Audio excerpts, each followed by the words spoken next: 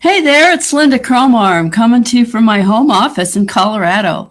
And what is your vision? What are you expecting to have happen? How do you create what you really want in your life?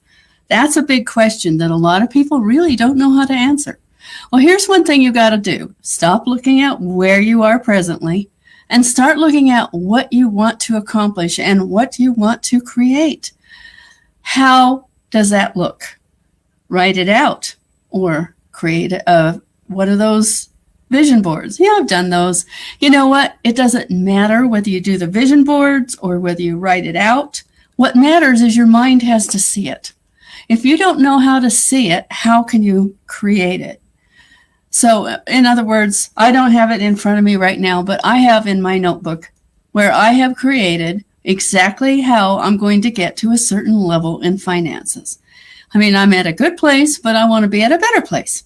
So in order to create that, I have to see it. So I wrote it out the other day. I wrote it out exactly how many people buying how many products creates how much money. Now, I know that sounds kind of cavalier or maybe even sounds a little bit hawkish or whatever you want to say. But in my mind, I look at it, I see numbers a lot of the time more. So seeing numbers and knowing the exact number it takes to create what you want is a good thing. It's kind of like I've seen this a lot of the time in things I've done, different companies that have shown how many people does it take for you to get in profit. That's an easy question, but a lot of people can't answer it. How many actual signups to a particular product creates the amount of money every month that you need to actually break even or get in profit? In a lot of cases, it's a lot. In some cases, it's not. In my case, it's 2. And that is exciting to know. How many get you past the point where you're paying out of your own pocket and you're not earning anything? That's the first step. And then the next step after that is how many creates whatever amount of money you see in your mind that you want. Say it's $1,000, okay? And say that each of your packages costs $100. Well, then 10 times 100 is 1,000, isn't it? So that's what you have to do. You have to start looking at what it takes. And if I have the math wrong, don't worry about it. I write it down. I write it down perfectly, and I use the calculator to make sure I've got it right.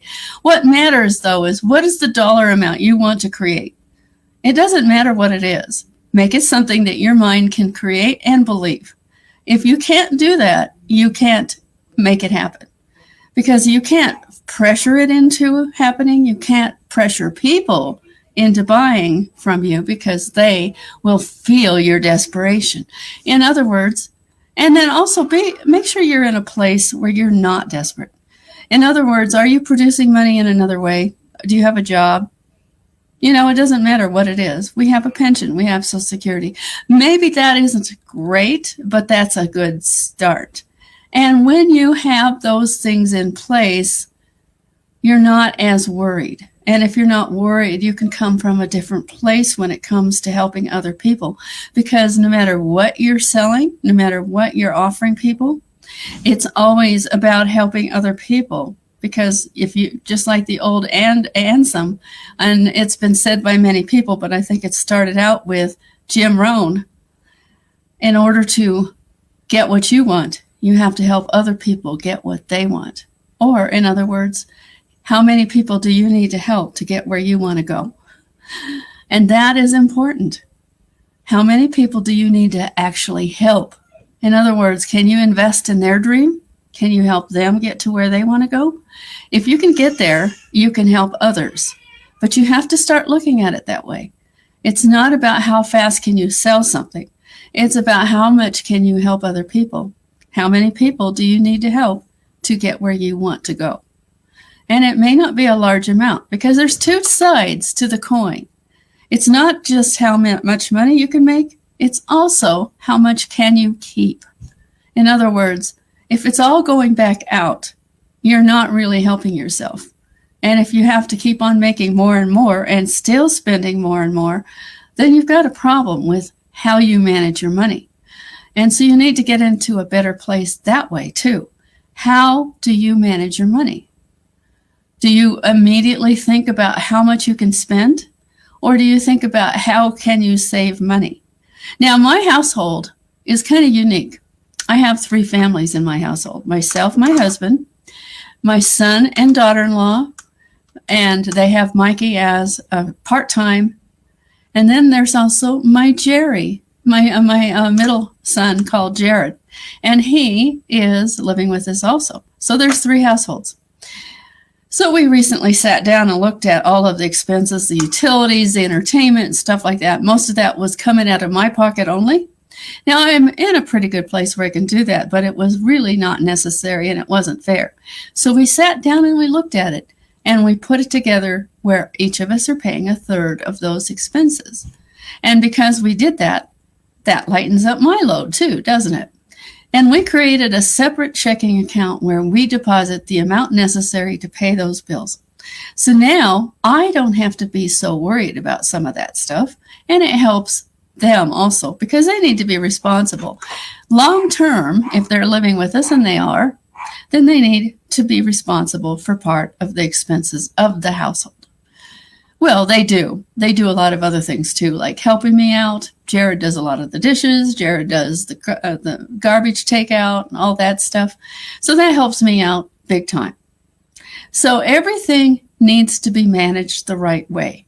You can't be in a position where you're behind on your bills and still be able to be a good entrepreneur that really comes across as somebody that is really worth following and buying from, because that's the bottom line, isn't it? It's not how many links you put out, and it's not how pretty the links are. It's how can you help people. If you can help people, you can help yourself. And if we start looking at it that way, we're doing it in a better way too, because it's not how fast we can get sales. It's how long, the longevity of each of those people. Because if you can build up, like my husband did many years ago, an insurance book of business of $5,000 or $6,000 a month, and it was from little bits. He had thousands and thousands of customers, and he got referrals from those customers because he gave them great customer service. And that is what we want to do here too. We want to treat people like they matter. We want them full time, forever in our team. And the only way that happens is if we get them a good result. It's not just about our own sale. It's about getting them a result. When we can get them a result, we win too. So like I just celebrated on my Facebook just recently today, 3 people that have upgraded in my team. And the reason why I wanted to celebrate them is because they are taking action on their own, but they're also getting my help. And that's how I look at it. If they need my help, I will give them my help.